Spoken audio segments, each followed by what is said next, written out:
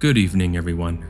Welcome to another episode of True Scary Stories here on the Creepy Fox YouTube channel. If you yourself enjoy true scary stories, which, by the way, feature zero mid-roll ad interruptions, then make sure to subscribe if you're brand new. Currently, I'm actually one of the very few scary stories creators on YouTube who are actually doing zero mid-roll ads. So if you like that sort of thing, then make sure to subscribe. Lastly, if you yourself have a true scary story and you'd like to submit it for a future episode, then you can do so with the email on screen, TCFNarrations@gmail.com. Please just make sure in your email you write whether or not you've sent your story to somebody else. I do try to feature scary stories you've never heard before, and it's all thanks to amazing subscribers and listeners like yourself. Thank you so much. This wouldn't be possible without all your help. Let's go ahead and get started, shall we? This was back sometime in the late 1990s. My now wife, girlfriend at the time, and myself were on a cross-country road trip driving through the great American countryside. We were somewhere in New Mexico, if memory serves me correctly. It's here my wife needed to use the restroom. This was okay since we needed to fill the car up anyway, as we were already running low on fumes. So the search for a place to stop began. My wife spots an advertisement for a Taco Bell and a Chevron station, and thus we head on over. Now it was 2 in the morning, so the already quiet and isolated desert was made worse with the sounds of silence and crickets. This made this experience that much more eerie, especially considering we're practically in the middle of nowhere. Anyway, we both step outside and I get to filling up our Toyota. Meanwhile, my wife heads inside to use the restroom. Fast forward a couple of minutes and my wife returns with snacks in hand. Now this is the part where I wish we could have just left, but seeing as I was in the mood for a hot dog, I head back in while my wife sits in the car and munches on some M&Ms. The worst mistake of my life. So I grab a hot dog and some soda, and I just so happen to look outside while I'm paying the cashier. In the distance, where our car is parked, I can see what looks like a man speaking to my wife. My wife was still in the car, mind you. I found this odd and I kept on looking, and then I can see him reaching for the passenger side door handle as he attempted to open it. I wasn't having that. So I quickly run out, leaving my hot dog and soda on the countertop. "Hey, what in the world are you doing? Knock it off." The man turns around and he reveals that he was armed. It looks like a gun, a Beretta to be exact, or a similar model. I froze as he now demanded we give him all the money we had. The thing was, my wallet was in the car, and all I had with me were a few dollars in change. In the moments that seemed like they last forever, I tell him to let me step into the car so I could grab my wallet and then hand it over. It was risky, but it was worth a chance. He agrees and keeps an eye on me as I slowly and carefully inch my way to the driver's side. Meanwhile, my wife was crying like no tomorrow. Well, since the key was already in the ignition, all it took was me to press on the pedal and we could possibly avoid this altercation. And that's exactly what we do. I tell my wife to get down for cover, and when she does, I floor us out of there. The last thing I remember was both of us looking into the passenger side window and the man just staring at us in confusion. We were out of the danger, but what about the cashier? As far as I know, the man never robbed the place as I called the local sheriff's office and mentioned the location. They told me there were no reports of any sort of robberies, so maybe he decided it was better off not to go after anyone. Needless to say, had things turned out differently, I might not be here to tell this story to you all. Looking back on this today, I can't help but wonder what might have happened had my girlfriend Stacy and I not been packing heat. To take you back, this was in the mid-90s. Way before it was commonplace to see anyone with a cell phone. Nowadays, it's almost crazy to see someone without one. Honestly, the many things a cell phone can do for you. It's truly outstanding. Sure, you can communicate with family and friends, but you can also use it as a tool, GPS being one of the greatest advantages. Say you wanted to take a trip across the country. Well, no longer do you need MapQuest or a physical map you might pick up at the dollar store. But I digress. Stacy and I were heading home from visiting my parents during the holiday season. We were in the middle of nowhere, rural Georgia, and we had about 3 hours left to get back home. I remember it had been raining heavily as flashes of lightning could be seen in the distance, and the rain hit the windshield like being in a busy car wash. Stacy sat fast asleep in the passenger seat, and I had my cup of coffee I'd purchased from a 7-Eleven, which was helping me keep awake. At about midnight, I began to notice the left side of my vehicle sinking toward the ground. My car wasn't exactly top-notch, thus it took a bit to realize my issues. We had a flat tire. So I go ahead and slowly come to a stop at the side of the road, and this causes my girlfriend to wake up. "Hey babe, what's wrong? Why are we stopping?" I catch her up on the flat tire situation and she starts to freak out. She's always been the paranoid type, and being stuck out here in the middle of nowhere at midnight during a rainstorm wasn't exactly helping her nerves. I reassure her I had seen a call box just a ways behind our parked vehicle, and this seems to calm her down. I will tell you one thing, however.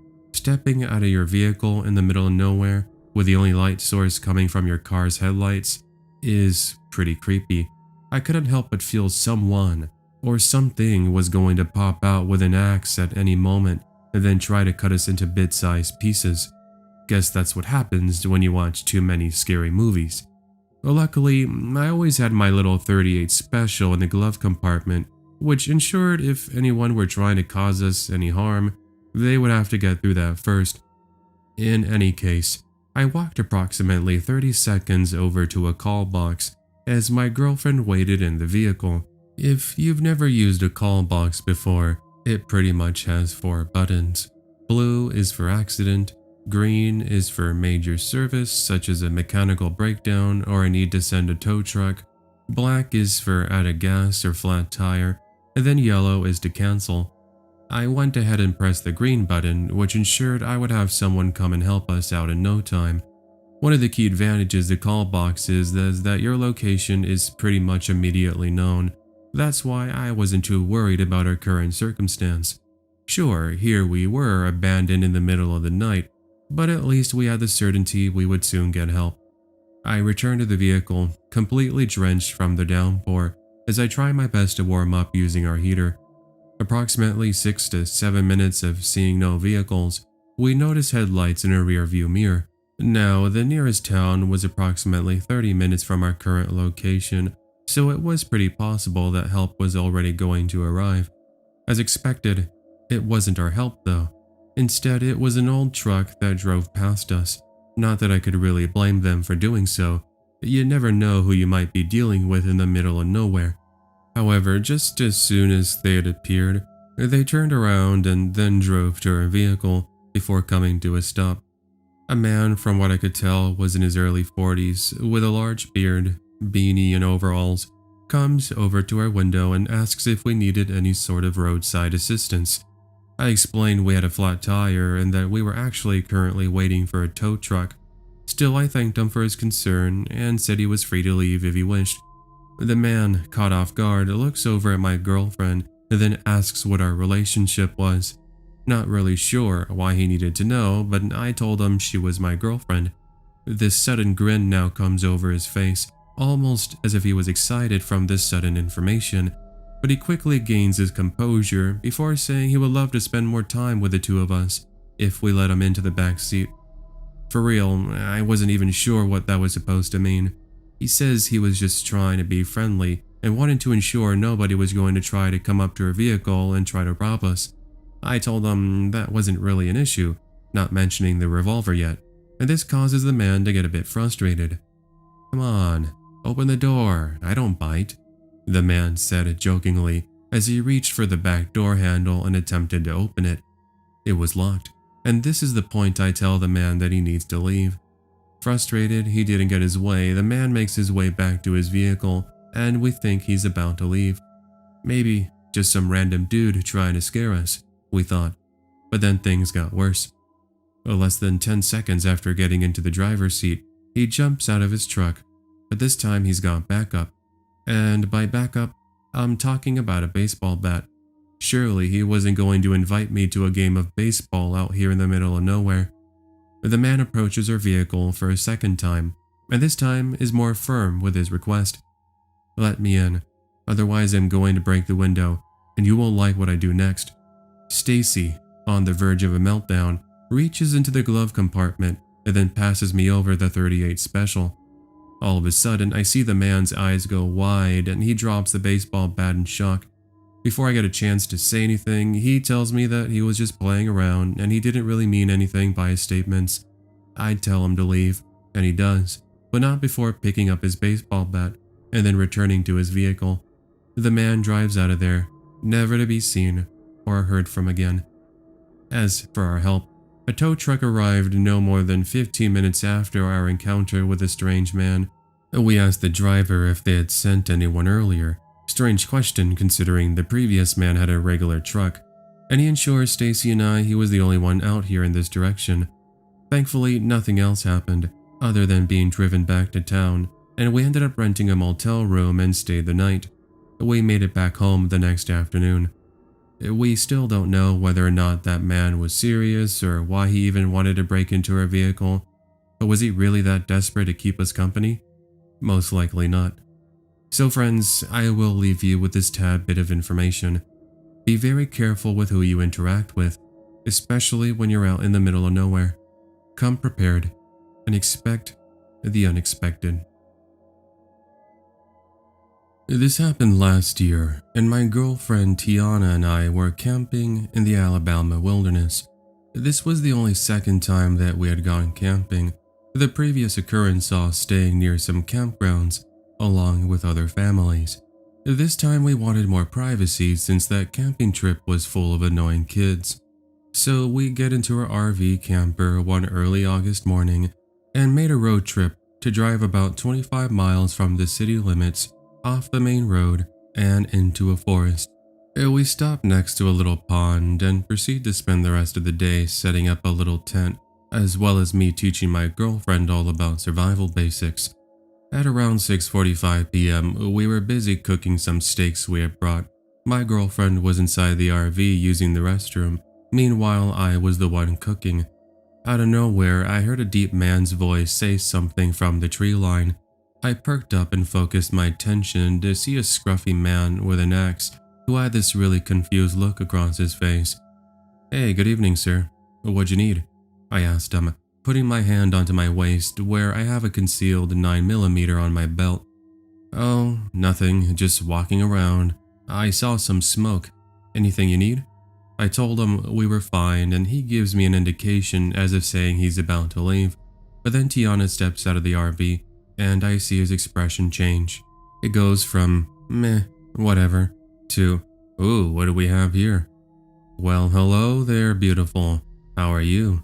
Wait, are you two married?" A quick tangent here. I proposed to Tiana just a few weeks later, and yeah, she said yes. "Thank you for the compliment, sir. Yeah, we are. What about it?" "Oh, nothing really. You're very lucky, man. She's very beautiful." I said thank you before he finally takes off, but not before looking Tiana up and down. "What was that all about? Who was he?" Tiana asked me, handing me a Bud Light and then taking a seat on her foldable chair. "I don't know. He just popped out of nowhere and said he saw our campsite. Probably just some random backpacker." We forgot about him pretty quickly and moved on with our evening. At this point in the story, I would say unfortunately, but this next part did turn out to be a blessing in disguise in a way. Us not really focusing on the weather forecast, were caught off guard when we were hit with a sudden rain/windstorm. Talk about a perfect evening being ruined. We were already out here, so it's not like we were really feeling like having to drive back home. Therefore, we chose to head into the RV and fell asleep watching some movies on my MacBook. I don't remember the exact time, but I want to estimate maybe 2 or 3 a.m. I began to hear what sounds like footsteps on puddles. The heavy rain had turned into a light sprinkle now, and I could still hear a little bit of the howl coming from the winds. I now focused my attention on the noises, and I could distinctly remember hearing somebody coughing. Now, just imagine this for a brief moment. Imagine you're in the middle of the woods, and you hear what sounds like someone possibly stalking your campsite. Yes, I am armed, but that didn't explain the sudden chills I got. Deciding to take matters into my own hands, I grabbed my gun from the desk and then peeked out through the curtains. What I saw was very bizarre. Remember that man I talked to just a bit earlier in my story? The one who said he saw our campfire? Well, with the glow of the moonlight, I can just make him out, alongside another man who looked almost identical to him, minus the beer belly. I continued to watch them and saw both of them take out some knives, as they then start to attack the wheels on the RV. I can't tell you how mad that made me as I head toward the front door so I could chase them away. I feel the door handle begin to violently shake, however, as I put my hand onto it. It's at this point in the story I didn't care if I woke up my girlfriend, since I wasn't trying to spook her. Using the most intimidating voice I could muster up, I tell the men, "Whatever you two are planning, your best option is to leave. I have a gun, and I'm not afraid to take you two out. Just try me." Things went silent and the doorknob stopped shaking. I heard the men whispering, but I was unable to make out what was said. After what seemed like forever, I hear their footsteps grow distant, and I get visual confirmation of their departure by seeing them walk away from the window. A sense of relief now came over me, but that would be interrupted when I thought about the wheels. Surely, if they were slashed, we would be stuck out here and those two might come back armed with their own guns. My girlfriend, who was already awake freaking out, tells me it was best that we leave now. I wasn't complaining. I hopped into the driver's seat and we drove for about roughly 15 minutes until we had to stop at the side of the road. This was where I would finally see the damage these guys had caused. 2 flat tires. Thankfully, a quick call to a towing company saw me and my girlfriend being picked up and driven back into town. In case you're wondering, we did report the incident to the authorities, but as far as we know, they are still out there. I just finished listening to your video you did on scary gas station stories, Creepy Fox, and it's a shame I didn't find it earlier. I have my own frightening tale that happened to myself and my father around 2003. I was 16 years old at the time. We were going to visit my grandmother who had suddenly fallen ill. She lived in North Dakota. Meanwhile, my father and I lived in South Dakota. A quick side note here. We were originally from North Dakota, but my father and I moved south due to him having a better job opportunity. But that's not really important to the story other than explaining where we were traveling from. In total, it would be about 8 hours to the hospital and it would see us driving on pretty lonely and quiet highways. I just picked up Pokemon Sapphire a couple of days before the road trip and I was busy leveling up my team as my father took care of the driving. Along the way, we made a couple of stops. First off at a Wendy's to pick up a couple of hamburgers and french fries. I'm not sure if it's just me, but anyone else agree that fast food on a road trip is just more delicious than when you're picking it up at your local store? I don't know, maybe it's just me. I digress. When we were about 2 hours from the hospital, we'd stopped at a rest area that had a gas station since we needed to use the restroom. I went in first since this was a one-person restroom. Once I'm done, my father heads inside. Meanwhile, I pick out some Cheetos and a couple of sodas for my dad and I to enjoy on the final trek of the trip. I do recall this little shop having these strange little knickknacks that could give anyone a run for their money. My dad, as per usual, was taking way longer than expected in the restroom. That's why I told him I would wait in the car since it was a pretty chill 65 degrees outside and I wanted to get back to playing Pokemon. Once in the passenger seat, I turned on my Game Boy Advance and continued battling and capturing Pokemon. I must have lost track of time because I was so focused on the screen that when I heard knocking on the window, I was startled and actually let out a sudden gasp. Expecting to see my father, I was left pondering when standing at the passenger door is a random man. Now, I've never been the best with details, so I'll just describe him to the best of my ability. He wore a hoodie with the hood over his face. He had baggy blue jeans, and I could see a scruffy beard and long hair falling over his chest. I gave him an awkward wave and hello as I looked over to see if the doors were locked. They were, and a small breath of relief comes over me. "Hey kid, you have any money on you?" I can hear him through the glass window. I told him I had none, expecting him to leave and go ask somebody else, but instead he's still standing there, menacingly. About 10 seconds of this awkward staring, he reaches for the door handle and starts to violently shake it. "Come on, Dad, where the heck are you?" I started screaming in my mind, when out from nowhere, he takes out a revolver. Panic is now ensuing, and I can feel my heart begin to beat out of my chest. "If you don't have any money, then I'll take the car instead. Now get out, kid. I don't want to hurt you." I sat there for what felt like an eternity, thinking this had to be some really bad prank. Please, just let it be so. The man shouted at me again, this time expressing even more frustration. I was so terrified, thinking that he was going to shoot the glass and then shoot me, which is why I did as he said and got out of the car. But on the driver's side, I was just hoping it would take the vehicle and leave, so I dropped my Game Boy Advance, crawl over to the driver's seat, and then book it. My father was just stepping out of the convenience store, and I yelled to him that there was a man trying to take our car. My father, bless his heart, being a former Marine who actually concealed carries, runs over to our vehicle and then takes out his own gun, demanding the man to get out. The man who had placed the revolver on the driver's seat, that detail was later explained to me by my father, had no time to react and to grab his gun. So the man puts his hands up and steps out of the vehicle. Seconds later, the man makes a run for it and heads across the highway. I was already inside the gas station, by the way, telling the clerk to call the authorities as we didn't have a cell phone. Police officers got to the location roughly 20 minutes later, and the police officers took our statement, as well as beginning a search. We left a short time after that and made it to the hospital in one piece. Thank God my grandma made a full recovery and went on to live a happy life until her passing in late 2013. To this day, some 15 years later, we aren't sure whether or not that man was even caught or arrested. I'm sure they were able to look up the serial number on the revolver and most likely matched it with the owner. But again, I don't know. It remains lost to time. Sorry that my story isn't going to be like a novel and be super descriptive or long. Since this happened quite some time ago, many of the details are pretty fuzzy, but I'm going to do my best of my ability to include as much information as I can.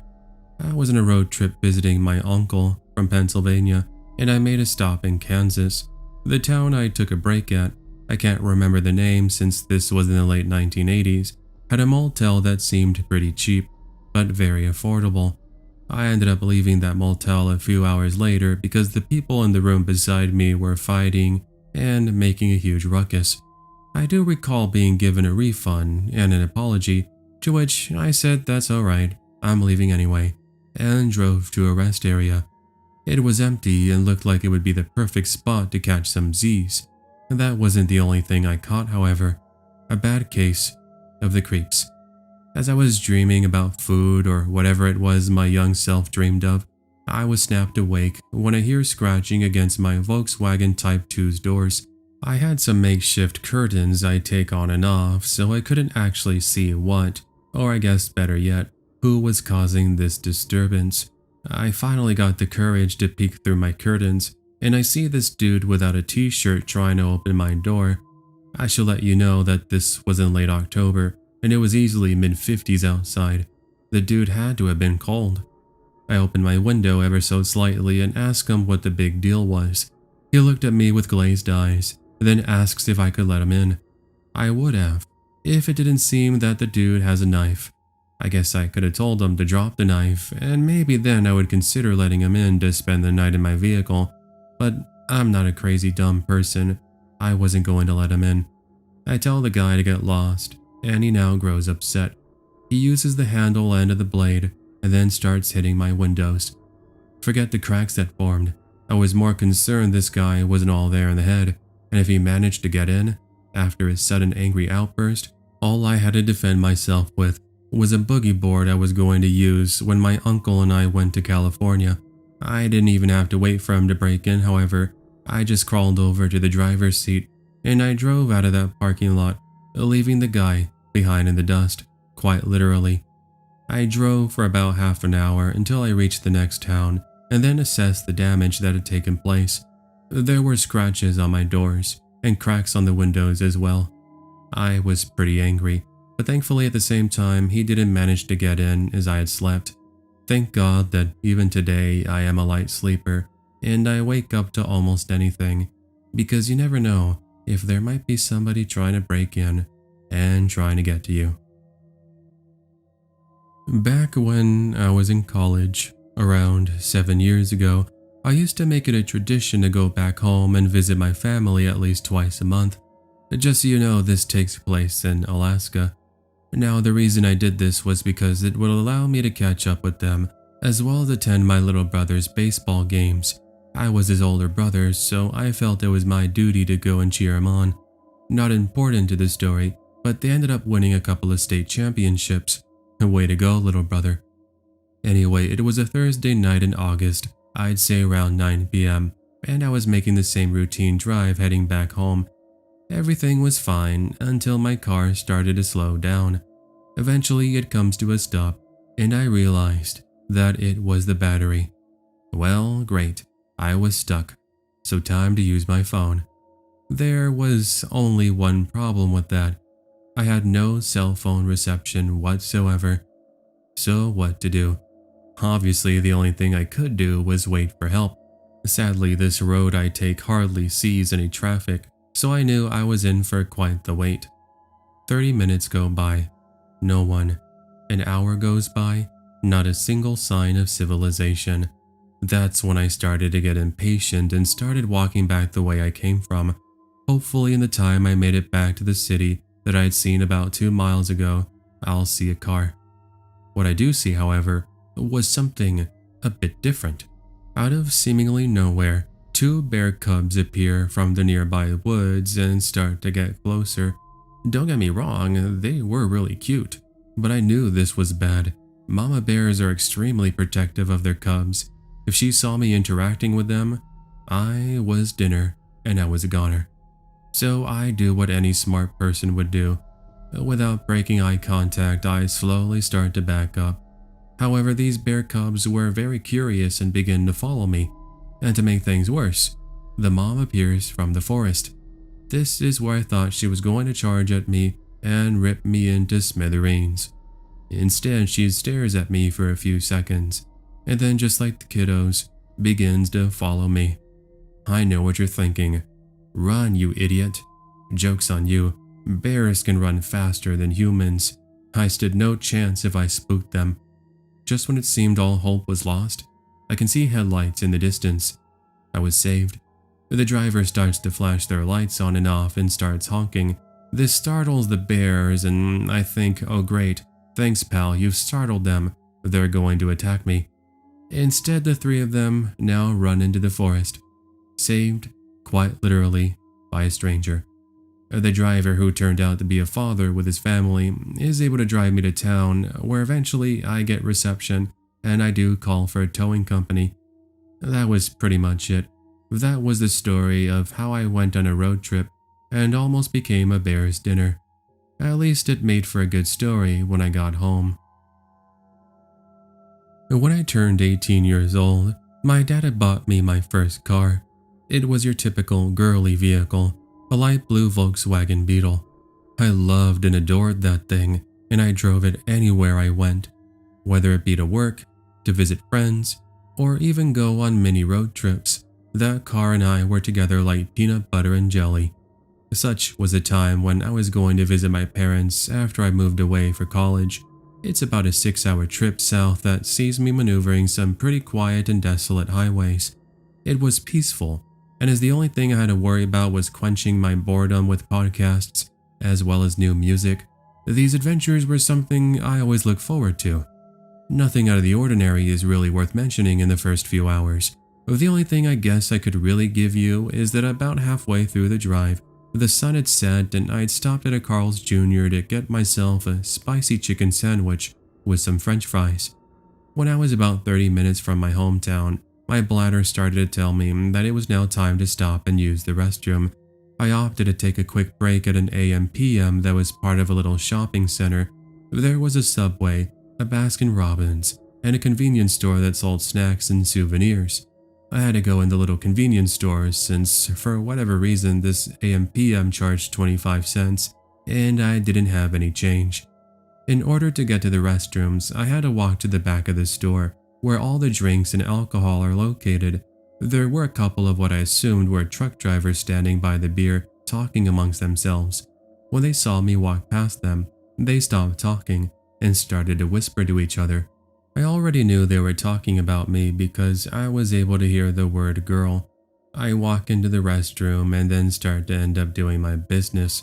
But here's the creepy part. Since the sink is next to the door, I am able to hear movement of talking coming from the hallway. I, for whatever reason, started to listen as I'm washing my hands, and I could hear the same voices of those truck drivers. What I hear them say was very eerie. This is what I can remember being said. It's not the exact wording, so I'm just paraphrasing here. When she gets out, I'm going to grab her and lead her out the back door. You look out for any people. That's something I forgot to mention. There was a back entrance that led you to the parking lot. Hearing these whispers and these voices, I immediately went into fight or flight mode because by the sound of things, they wanted to kidnap me. I go ahead and play it smart now. I go into one of the stalls, and by raising my voice, I call for the police, using my cell phone while taking out my pepper spray. Hello, yes, I'm at this rest stop, and there are these two men outside the restroom who are trying to kidnap me. I have some pepper spray, but could you send over some police officers? While the operator is talking to me, I can hear the two men curse something outside, and then their footsteps grow distant as I sit there waiting in the restroom. After about 20 minutes of waiting, two police officers finally show up and knock at the restroom door, telling me that it was now safe to step outside. I now gave them my story, and we spoke with the cashier, and he told us that he saw the two truck drivers run out of the store as if they were in some sort of rush. In summary, I ended up leaving a few minutes after the talk with the officers, and I was able to make it back home without any further issues. I live in Southern California, and every once in a while, myself and a couple of my buddies will go to the Harrah's Casino Resort, located in San Diego, California. We always go with this mentality that we're going to walk out millionaires, only to cry knowing we wasted hundreds of thousands of dollars. But I guess that's the appeal, being able to escape from the stress of work and dream for a little bit. Such was a trip to the casino we took in the summer of 2017. I just gotten out of work and drove over to my friend Brian's house. He would be the designated driver. Once I met up with Brian, we drive over to our friend Philip's house. We then begin the approximate 2-hour drive to the casino. The first hour and a half is pretty nice. You're driving down your typical Southern Californian freeway. The last 30 to 45 minutes has you driving in the mountain/desert. There are a lot of twists and turns, and if you're someone who gets dizzy pretty easily, it's most likely not going to be your cup of tea. Now, before we actually got to the casino, there was something we wanted to check off our bucket list. We like to consider ourselves thrill seekers, and we came up with the idea of parking at the side of the road and checking out these abandoned homes/buildings. If you've ever driven to this casino, I'm 100% sure you've passed by them. In any case, it takes us a little bit longer than usual to get there, but at last we can see the buildings coming up. Brian puts on his hazards now and then proceeds to drive a little bit off the road, where we currently were, before he ends up parking. The sun was just setting at this point, which did create this perfect photo/video opportunity as my friends and I begin approaching the buildings. Each of these 5 buildings had a letter and a number spray painted on one of their outside walls. We still aren't quite sure what they indicated, but it could be that it had to do with a lot number. Brian now grabs the camera and begins recording as Philip and I act as these so-called urban explorer hosts. We talk about how we stumbled upon these abandoned buildings and how we wanted to show the audience at home of our findings. And we start heading into the first building and there's a bunch of graffiti on the walls. There were food wrappers, water bottles, and even some used syringes. We had to be careful where we stepped because one wrong move and we're tripping and then poking ourselves with those used syringes and needles. We didn't want that happening. Once we've gotten enough footage, it was now time to head to the second building. But here's when things take a turn for the downright worst. As soon as we entered this second building, we ended up hearing movement at one of the back corners. Brian shines the light of the camera toward that direction, and we see two people, males, crouched in the corner with glass pipes and some spoons and lighters. We apologized, and then for whatever reason, Brian asks the two what they were doing out here. One of the men tells us that we needed to leave and then reaches for something in the corner. We see he's got a hold of a knife, and that's what sent us packing. Strangely enough, the two strangers didn't follow us all the way. They just stood watching from the broken down doorway of the second building and watched us until we left. We ended up making it to the casino about 30 minutes later and put the creepy experience behind our minds as we actually ended up coming out positive. I still have the footage we filmed, but it's pretty cringe hearing our acting. The footage does show the two men we encountered, which I guess is kind of interesting. Let me know if any of you want to see it. I guess I could post it if any of you are interested, but again, just let me know if that's something any of you would want to see. For the past few years, I've been working all the way up in Prudhoe Bay, Alaska. It is quite a distance from my home up in Anchorage, but for the couple of months I am employed up there, I do make quite a living, so it's not something that I really complain about. Work life up in Prudhoe Bay is quite uneventful, and the workers here are just like me, ordinary citizens just trying to make their paychecks, then go home to see their families. Really, there's not much up here. That's why this experience doesn't take place up in Prudhoe Bay. However, it does occur on my road trip back home to Anchorage back in 2015. And what a road trip that is. It's gorgeous. All around you are mountains, frozen rivers and lakes, and the occasional wildlife you'll see at the side of the road. A couple of hours before I reached the city of Fairbanks, I started to grow pretty hungry, and I wanted to stop and get a bite to eat. Luckily, I noticed signage for a small town that had a diner, and once I'm there, I pull up into the parking lot and head inside. It was quite busy, all things considering. It reminded me best of those old diners you see in classic movies with its decorations and staff who always had a smile. I chose to sit next to this really nice old lady at the bar who said she always liked to sit here and drink her coffee and talk to the patrons. I soon learned why. She was very talkative, and when she recommended the steak and mashed potatoes for a big hungry man like me, I didn't question it. For the next hour, we're talking and eating as the diner starts to empty out, and eventually the old lady says she's going to go home to feed her cats. So I wished her a good night as she soon walked away, and I took out my phone to check the time. It's almost 8 p.m. If I can get into my truck now, I should make it to Fairbanks a little after 10 p.m. Thus, I left my money and change on the countertop and wished the staff a good night as I now step into the cold October's evening. Here's when things were about to change. As I start to walk to my truck, I notice just a short distance away from me the old lady from the diner talking to this random stranger who's all bundled up. I wasn't going to pay too much attention until I saw the man reaching for the lady's purse.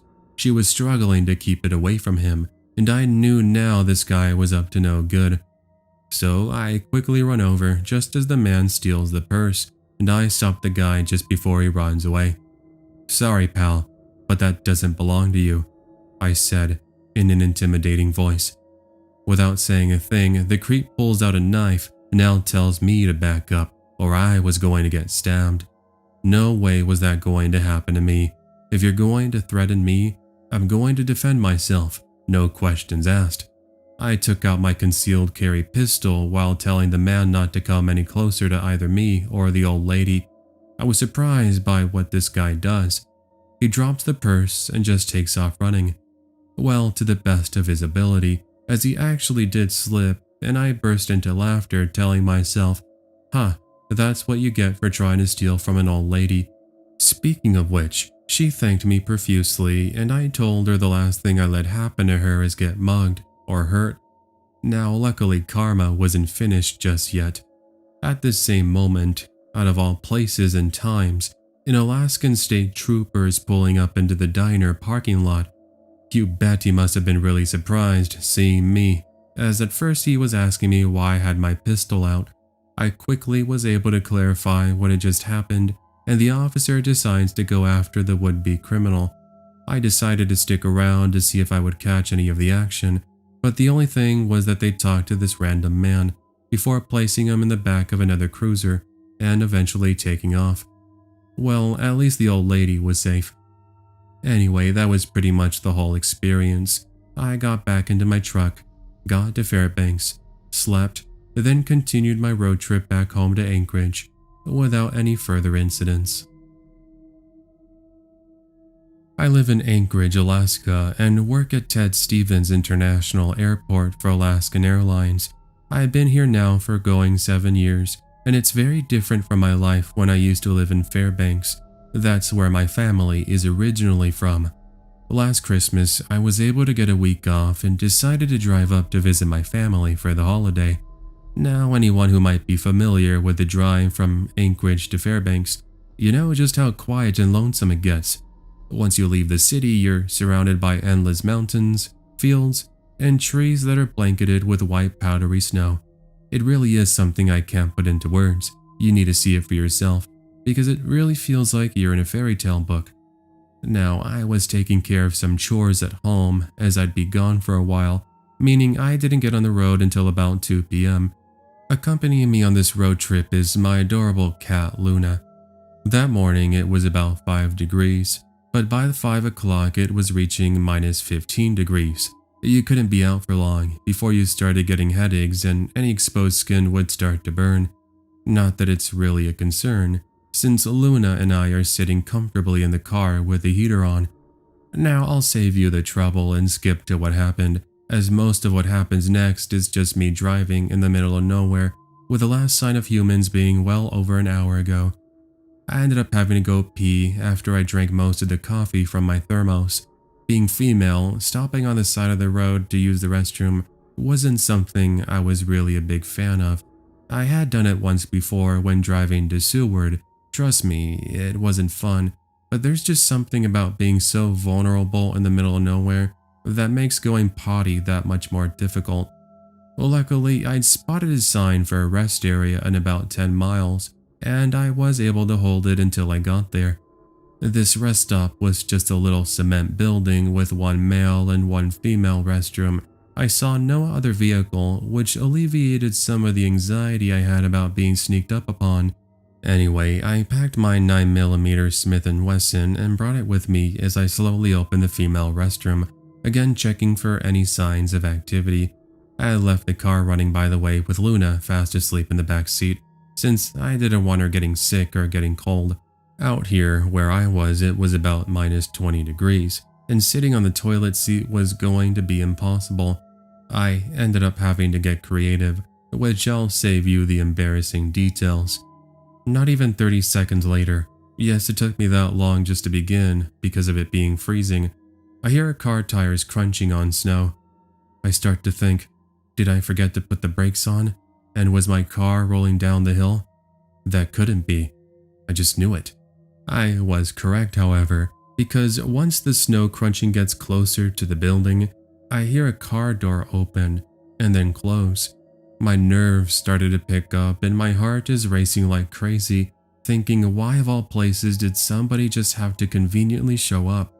Well, what other choice do I have? I surely wasn't going to stay in this icebox, and I surely wasn't going to let paranoia stop me from leaving either. Therefore, I put on my big girl pants, kick the door out, and start walking over to my vehicle. Guess what? There's a truck parked right next to me, and sitting in the passenger seat is a man with a cigarette. "Hi, good evening," the man says as he opens his car door and steps out into the snow, being illuminated by his headlights.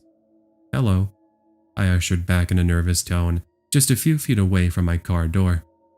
"Hang on, I just got here. What's a cutie like you doing out here in the middle of nowhere?" the man responds as he walks over to me, blocking me from leaving. "Just had to use the restroom. I got family waiting for me. Now, if you don't mind, I really gotta get going." I try to step to his left, but he gets in my way yet again. I think your family can wait. Want to spend a little time inside my truck? I promise it'll be fun." The smirk on his face said it all. This guy was looking to get lucky, if you know what I mean. Under normal circumstances, this 5'4", 115-pound female would have stood no chance against this behemoth, easily over 6 foot and approaching 300 pounds. "Get out of the way, I'm warning you," I said as I take a few steps back, reaching into my back pocket. "What are you going to do?" He doesn't get to finish more of his sentence as I pull out my handgun. "Whoa, okay, alright, calm down. I'm just messing around. No need to get so defensive. Get out of my way, and if I ever see you again, you'll be sorry." He doesn't say another word. He tucks his tail between his legs, so to speak, and then walks back into his truck. He now drives away, as Luna is hissing at the man and all the hair on her back is standing straight up. I quickly jumped into my vehicle, not only having a full-on panic attack, but freezing from being out there for so long. It was about 2.5 minutes in total, but enough to cause a headache. After I was able to catch my breath, I made it to Fairbanks just before midnight, where I took a nice long hot shower, and then slept until 2 p.m. the next afternoon. I'm an older listener of yours, at the age of 60, who enjoys winding down after a long day of work and listening to scary stories. I really can't wait for the days when I can just unwind and do that all day, but alas, I have another 6 to 7 years to go until I can retire. With age has come a various amount of experiences and encounters that I oftentimes find myself sharing with family and friends. This is the first time I've decided to share this story with anyone, and I really hope you'll get a kick out of it. It was the summer of 1982, the year that I wanted to prove to myself that I can drive across the United States on my own. A friend at the time had done it himself, and he told me that through his adventure, he made many wonderful friends and everlasting memories. I wanted in, and at first I asked him if he would have wanted to join me. He was going to, however his wife had just given birth, and he didn't want to be away from his family for too long. Well, I didn't want to wait until he would be free. Who knows how long that would have taken. So with his advice and a roadmap of the US, I one day packed my things into my car and started to drive. I was living in Southern California, by the way, during this time of my life, and the plan was to head to New York City. Now, instead of a straight shot, I took various different routes and highways so I could get the best of the states. Whichever states I missed on the way to New York, I would try to drive through them on the way back. Obviously, I could spend hours and hours talking about what I saw and experienced, as well as the nice families I stumbled into that actually let me stay at their homes. But that's going to make this submission never-ending. Instead, let me focus on what my submission is all about. It was the return back home to California. I remember it being well over 100 degrees that day, and I just entered northern Texas, wanting to take a break in the next major city I would be encountering. However, a problem soon arose that would then lead to some of the craziest moments of my life. My car had overheated. This meant I was essentially made to stop at the side of the road. As you know, cell phones were not available to the public back in the early 1980s, so the only way to get help would have been to get someone to help you. But would I have been so lucky? The heat sure wasn't helping my decision making. So I pretty much spent the next 10 minutes trying to see if there was something I could do to help get my car up and running again, while being on the lookout for some kind of person who might be able to help me. Luckily, help arrived in the form of an elderly man who quickly came to a stop and asked what had happened and if I needed a ride. I told him yes, I did need a ride, and he says there's a gas station just a short distance away and he could take me there so I can get some help. I thought about his offer for a few seconds before telling myself, sure, why not? I could really use the assistance after all. I jump into the passenger seat and we take the next 5 or so minutes driving and talking. I recall how well we hit it off as he introduced himself as Phil, or something like that, and he started to tell me he was a World War II veteran and that he was on his way home from visiting his grandson. I told him about my trip and he thought it was a really cool idea and that it was a shame it had come to what it had. Fast forward to reaching the gas station and we both get out of the vehicle and head into the little convenience store. The man who drove me here said that he would keep me company until help arrived, and meanwhile if there was any food or snacks I wanted, it was his treat. A nice gesture that I took. Now, as I was on the phone calling for roadside assistance, Phil had entered the restroom to do what he had to do. About a minute after I lost sight of Phil, I'm shocked at what I see next. Out of nowhere, I see an unmarked SUV pull up into the gas station. Seconds after, someone in a ski mask, holding a large hunting knife and wearing a backpack, jumps out of the passenger seat and runs up to me with a purpose. Hand over your wallet and whatever you have. I guess he wasn't that smart since the assistant on the other end of the phone call could hear everything, though at first he might have thought somebody was playing a prank on me. I chose not to hang up, instead putting the phone down and doing as this guy said. I quickly handed over my wallet, and I now started to back up with my hands up. The man then ran into the store, and I watched as he went over to the cashier and told the clerk to empty the register. Now, in case you're wondering, I did relay the information to the assistant on the phone, and he told me he would have cops sent to the area, but that it might be a while. It did make sense. At this point, you might be wondering, what about Phil, that old man who was in the restroom? Was he still in there? Well, he was, but not for long. You see, while I watched the robbery taking place, I saw Phil walking down the aisle from outside the window. But here's the thing, he's got a handgun. Where did it come from? As I soon learned, Phil was packing heat the entire time. I heard Phil tell the man to drop the knife, which was muffled by the window, and the front door being slightly opened, and I was surprised by the fact that the guy with the knife actually does what Phil said. He placed the knife and backpack on the countertop, put his hands up as told, and was instructed not to move or to try reaching for the knife, or he was a dead man. The cashier, seeing his opportunity, quickly grabbed the knife and soon joined Phil. Now, I can keep going with this submission, but it's getting to be a tad too long. So basically, all you need to know is that the now unarmed criminal ran out of the store, got into his vehicle, and drove off, never to be seen again. I was left dumbfounded, and after standing there for a minute just lost in my own thoughts, Phil snapped me out of it and asked if I was okay, and if I wasn't injured. I assured him that I was fine, and I told him cops were actually already on their way and we could soon talk to them. Unfortunately, I don't know if they ever caught the guy. It has been a very long time. But if they did, hopefully justice was served. To the grandson of that nice man who picked me up that day, if your grandpa told you the story of a guy he picked up in northern Texas back in the early 1980s and who helped thwart an armed robbery, and you're just so happening to hear this story, then just know I am forever grateful for your grandfather. May he rest in peace, and may God bless your family. This was in the winter of 1998.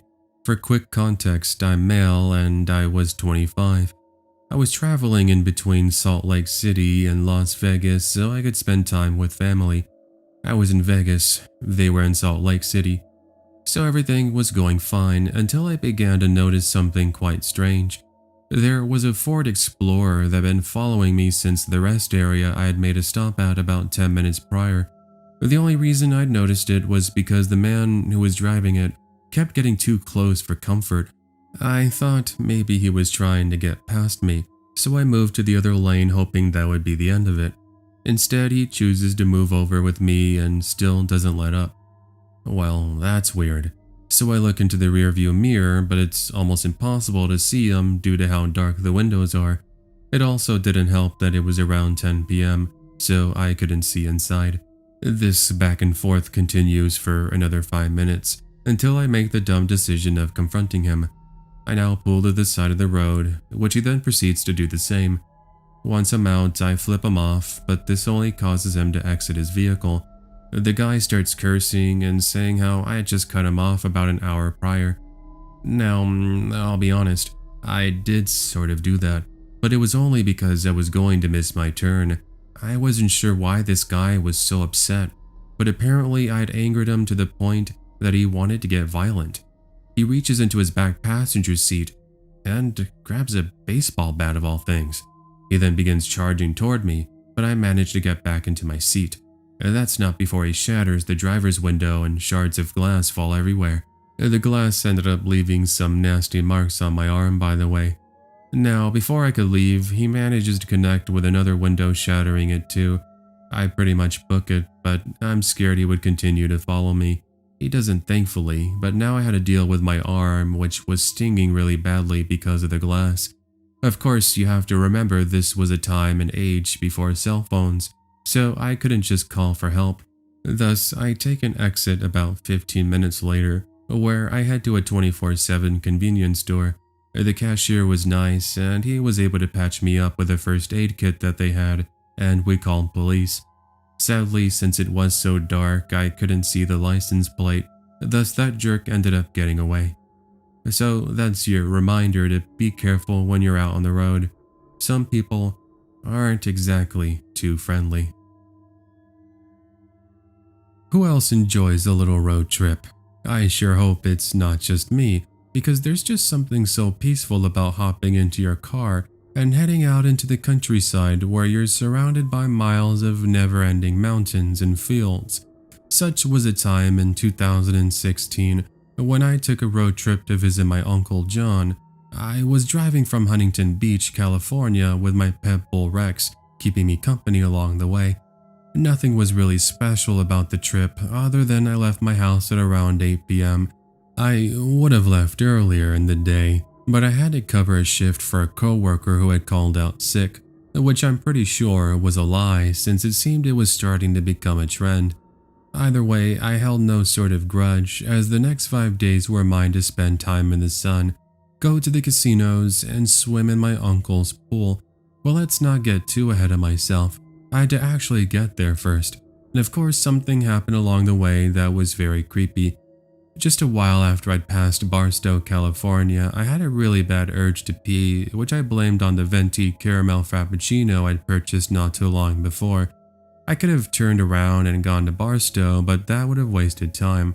Therefore, I held it in as I saw an advertisement for a rest area in less than 10 miles. Once I pulled off of the freeway, I quickly jump out of my car, run into the restroom, and do my thing. Also, before anyone says anything, don't worry, I had left the window down in the car so my dog Rex was able to get some fresh air. In fact, I left it all the way open, meaning if Rex really wanted to, he could jump outside. Not that he ever would since he's very well trained. Plus, remember, this is at night. So anyway, it just so happened in the 3 minutes of me being in the restroom, another vehicle had pulled up into the rest area, which I didn't mention before, was empty other than just myself and Rex. I see this vehicle along with its occupants. As soon as I stepped outside, I see a man who was standing next to his truck smoking a cigarette. I gave him a hello, trying to be a good Samaritan, and then he starts to approach me, asking me if I was alone. I told him I was with my dog Rex, and he seems to back off for a second, but then he does something that I look back and think, wow, this guy must have really been desperate. He jumps in front of me and asks if he could get my phone number. I guess that's all it takes for love at first sight, huh? I told him no, and he gets visibly upset. I mean, what was he expecting? I push past him to open my driver's door, and he then puts his hand on my shoulder. That was the last mistake he would ever make. Rex began to bark so loudly and so aggressively that the man actually takes a step back. I took one look at Rex as I opened my door and tell Rex, "Get him." The man got out of there so fast that I'm surprised he had enough time to jump back into his truck and get away from Rex. That wasn't without Rex scratching the paint on his truck and leaving him with a good scare.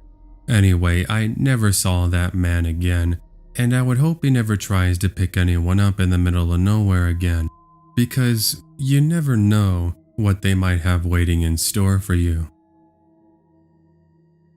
November of 2019, I had taken a road trip up to Lake Superior, Michigan to go and visit some relatives for the Thanksgiving vacation. Joining me on the road trip from my home in Georgia to Michigan was my cousin Sam, who had come to visit me just a week prior.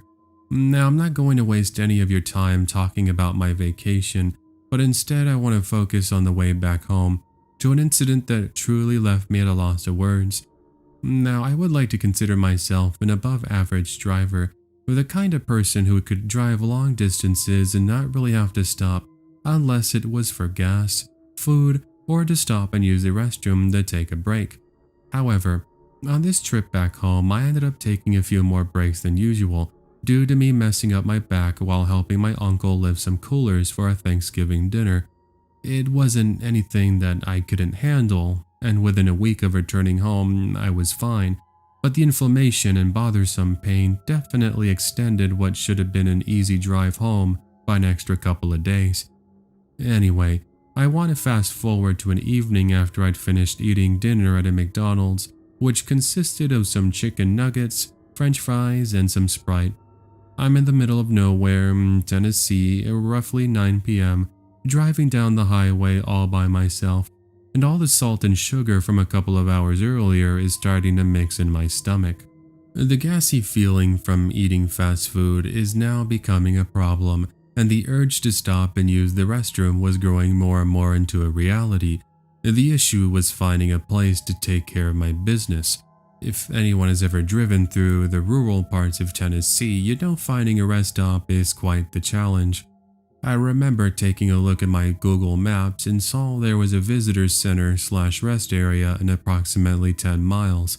Let's just say I may have or may have not went high above the speed limit because it was getting to the point where I couldn't take it anymore. Thankfully, I didn't bump into any highway patrol. I'll save you the disgusting details, but I arrived at said rest area and I was able to use the restroom in peace. But it's when I'm finished and about to head back to my car to continue my trip that things are about to take a turn for the downright terrifying. Now, I guess I sorta did just jump to me coming to use the restroom, and I haven't really begun to describe the rest area, which is actually kind of an important detail, so you get a general idea of just how lonely this place was. The so-called visitor center was completely abandoned. It looked as if a bulldozer had run over it and hadn't finished flattening it all out. As for light, the only light source you had came from this dingy little light bulb on top of the restrooms that was flickering on and off and appeared as if it was on its last leg, so to speak. Yeah, so not exactly a place you'd want to be at. Say someone tried to mug you, right? Well, using my cell phone as a light source, I'm washing my hands and splashing a little cold water on my face to wash away the dirt and try to at least keep myself awake. And this is when I hear the sound of car tires on dirt approaching the building.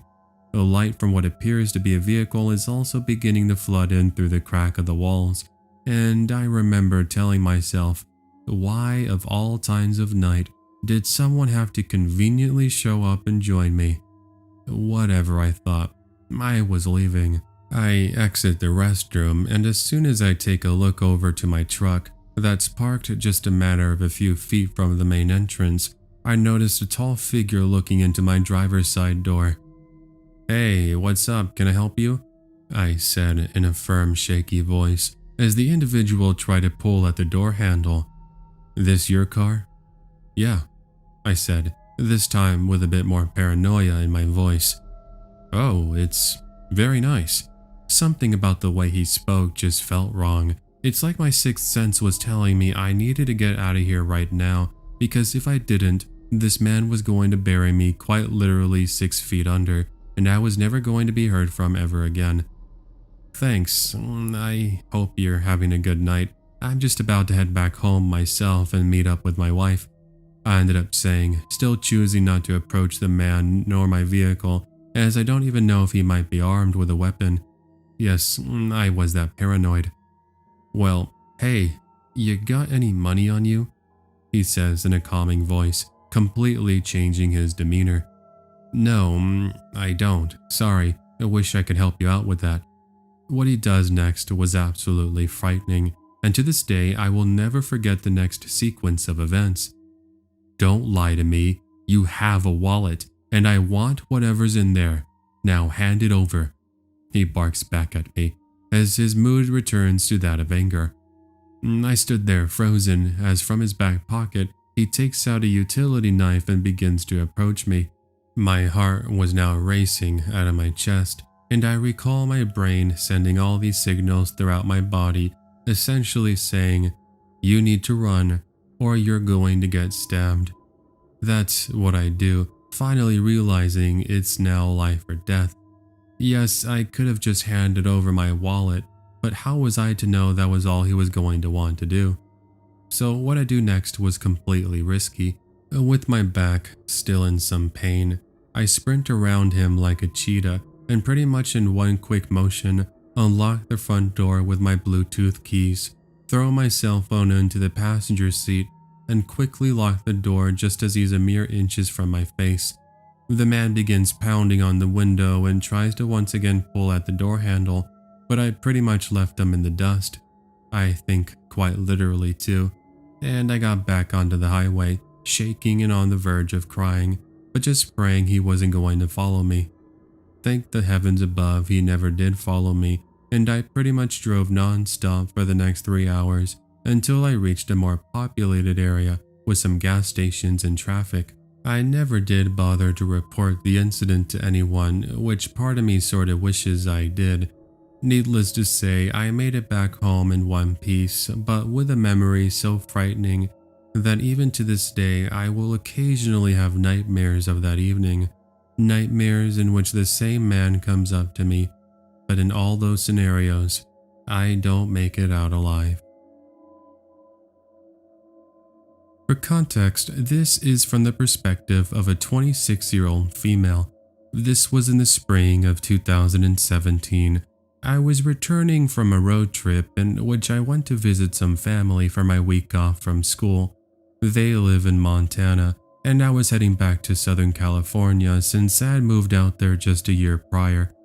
Around Baker, California, at approximately 2 in the morning, I was starting to run low on gas and I needed to make a quick pit stop at a gas station, otherwise I was going to be left at the side of the road. Now just picture it in your head when I say it's completely deserted at this time of the morning as I pulled up into a gas station tired and sore from sitting down from so many hours of driving.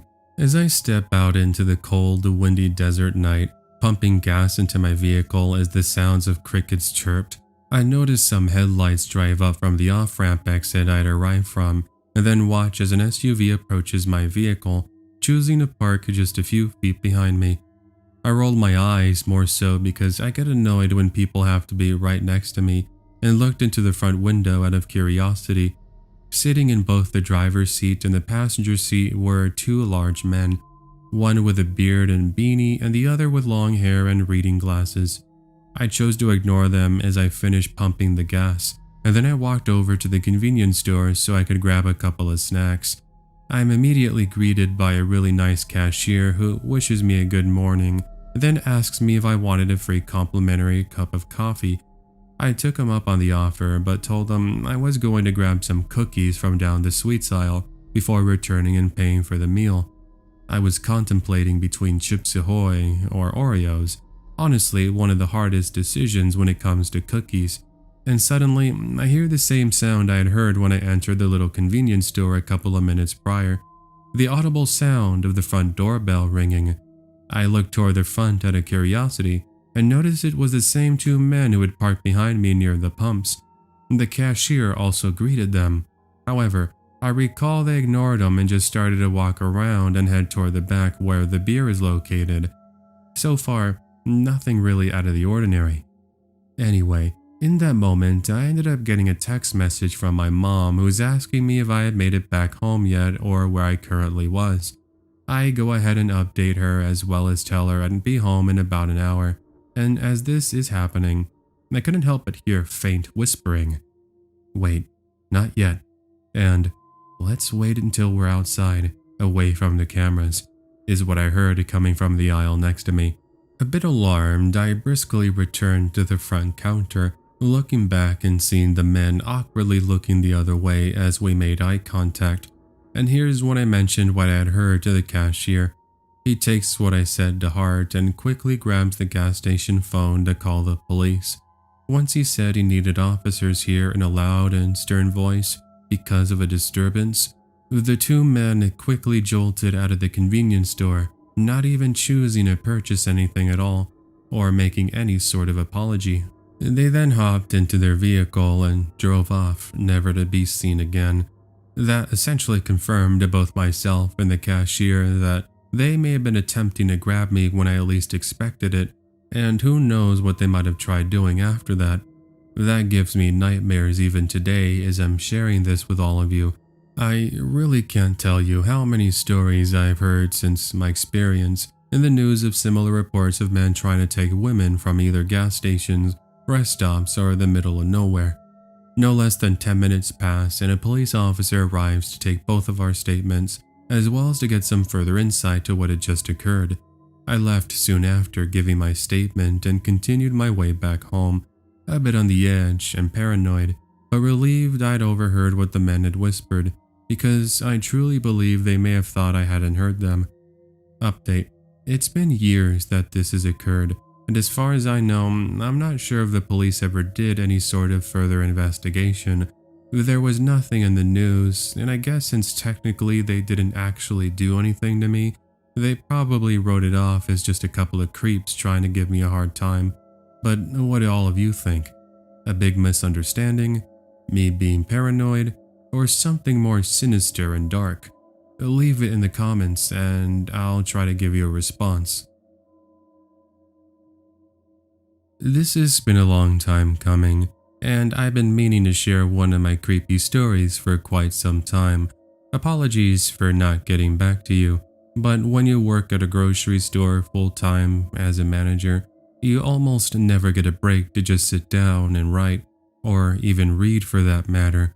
So here I am. This was something that happened to me in the late 1990s when I went on a road trip as a means to move on from an ex-girlfriend who had essentially dumped me, where I would later learn she had been seeing my then best friend. It was rough, I'll admit, and as a young guy in his 20s with nothing but the world ahead of him in college, my studies took a turn for the worst. I can still remember the semester I found out the heartbreaking news. I barely passed my classes, and if it wasn't for some extra credit opportunities, I may have had to have retaken some of those courses. But that's besides the point. It's just some information I wanted to share as a setup that leads to the road trip I just mentioned. Once that semester ended, my plan was to drive from my home in Southern California and head toward Las Vegas for a week, where I had an uncle that still lives there to this day. Then, once I had gotten my fill of the trip and the casinos, I'd head toward Arizona and visit the Grand Canyon. Finally, after spending a couple of days doing some backpacking and photographing, I'd loop back around and head back home. Sounded like quite the plan, and it was pretty peaceful at first.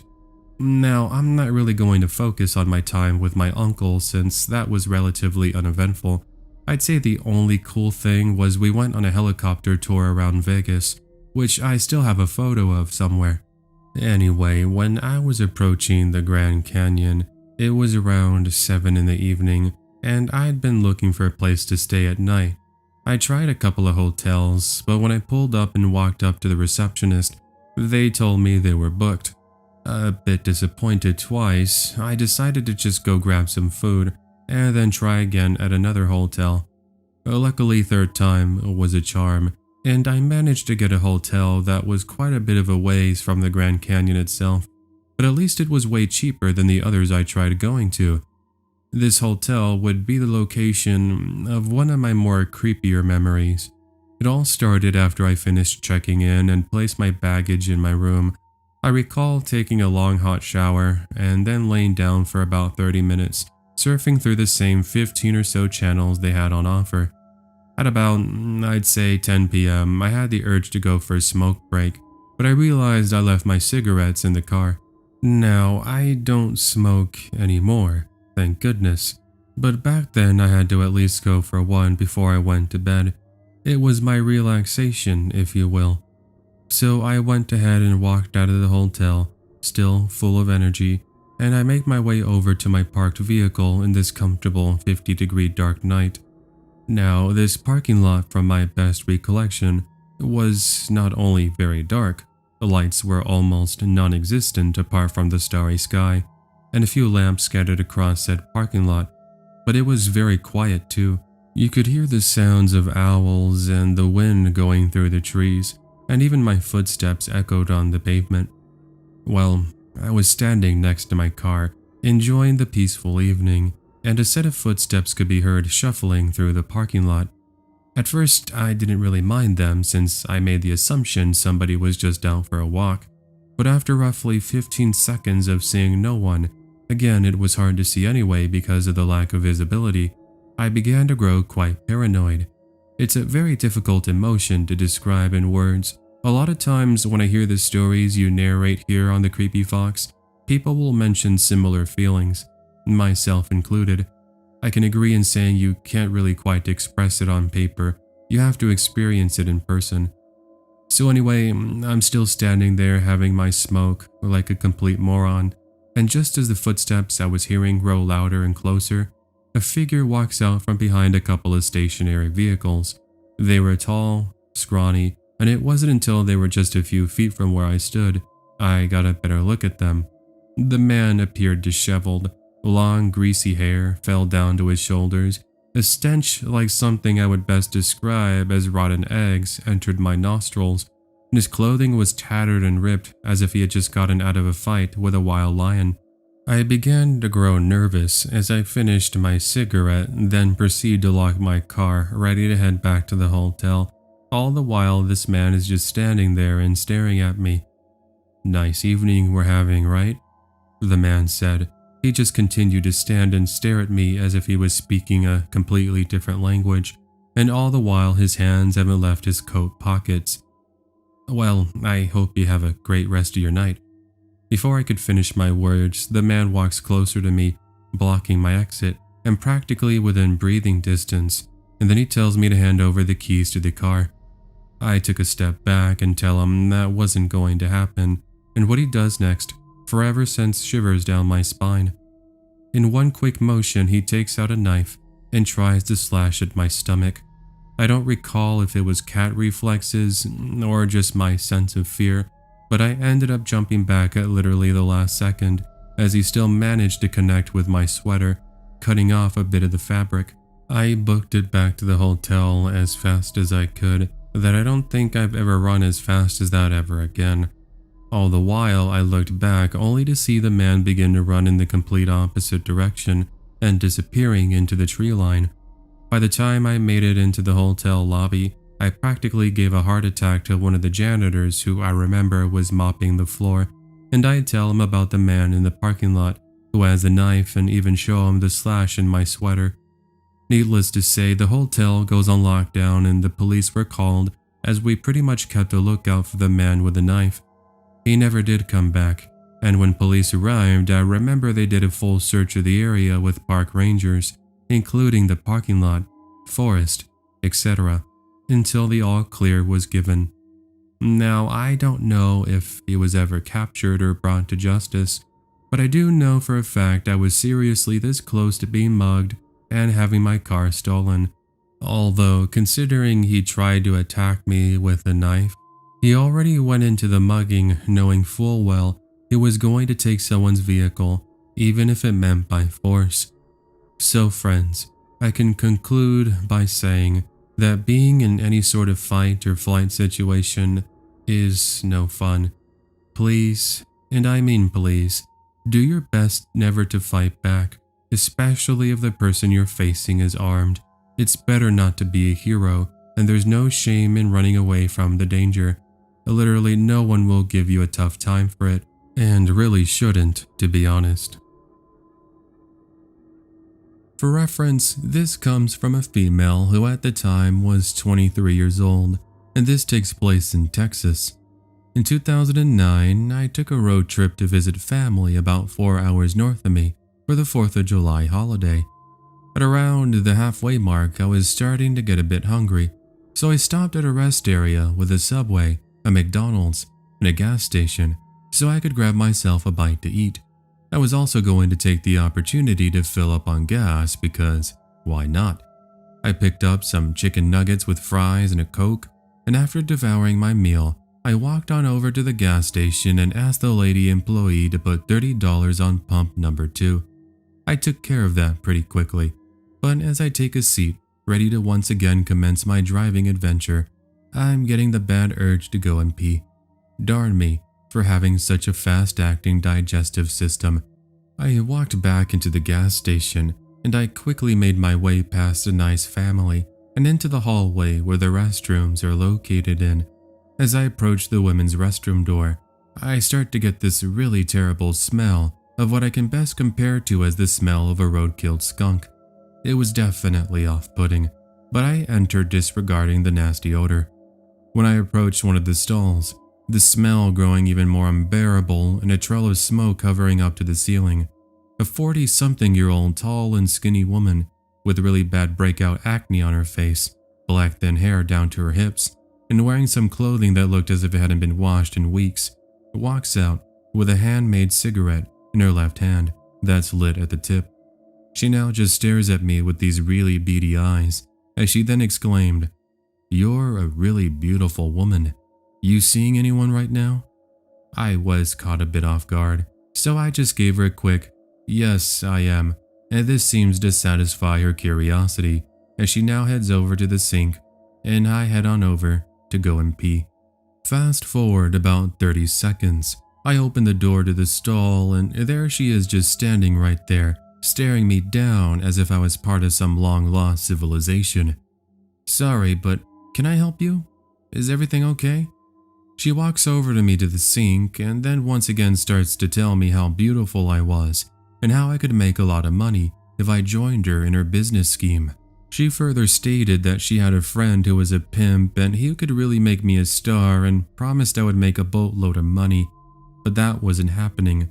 I told her I had a well-paying job and I was living my best life, and when I turned my back toward her, I suddenly get a feeling of dread. Almost as if my brain was telling me, "You big idiot, why did you take your eyes off of her?" What was in a matter of moments, she runs past me and then stops in front of the restroom door and says, "I never gave you permission to leave, little lady.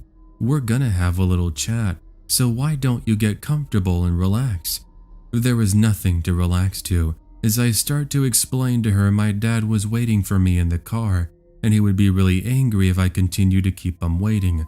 I was hoping bringing my dad into the conversation would get her just to give up, but of course, wouldn't you know, she doesn't fall for it. She now starts to tell me to take my clothes off so she can take pictures of me to send over to her friend, the pimp, to which I tell her, again, that wasn't happening. Well, wouldn't you know, she takes out a small box cutter and then exclaims this was my last chance to get away unharmed. Here's something I have yet to mention, mostly because I didn't want to spoil it to you all.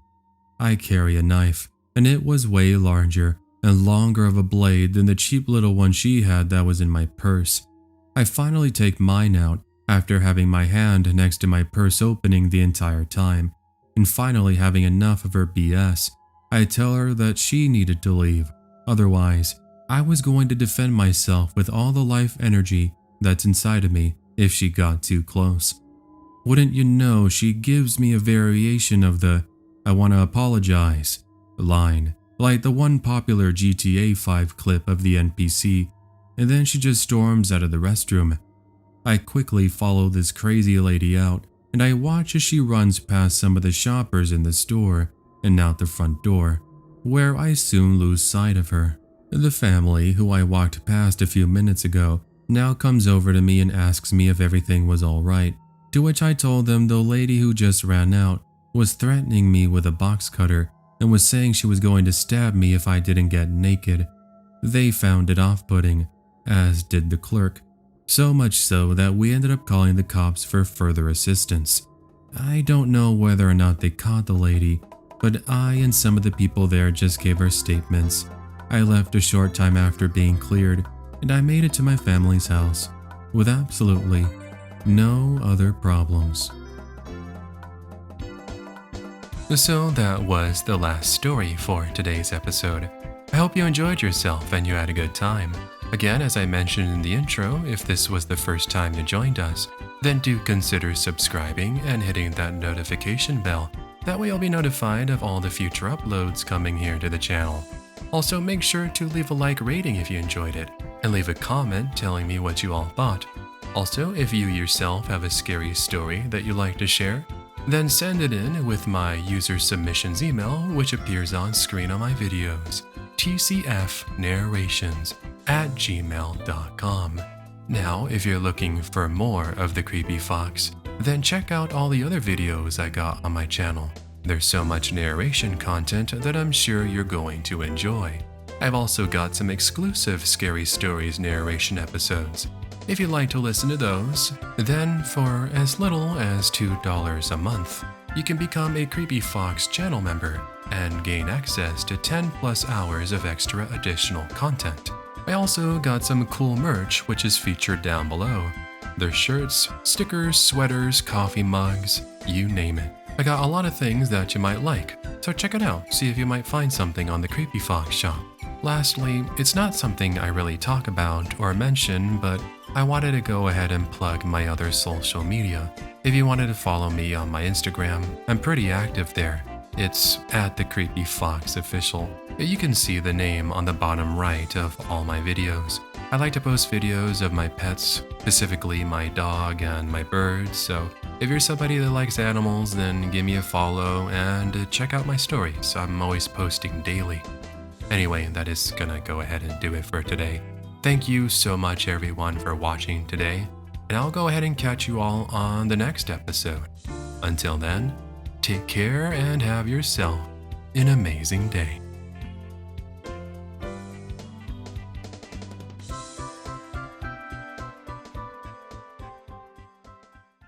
Bye, have a great time.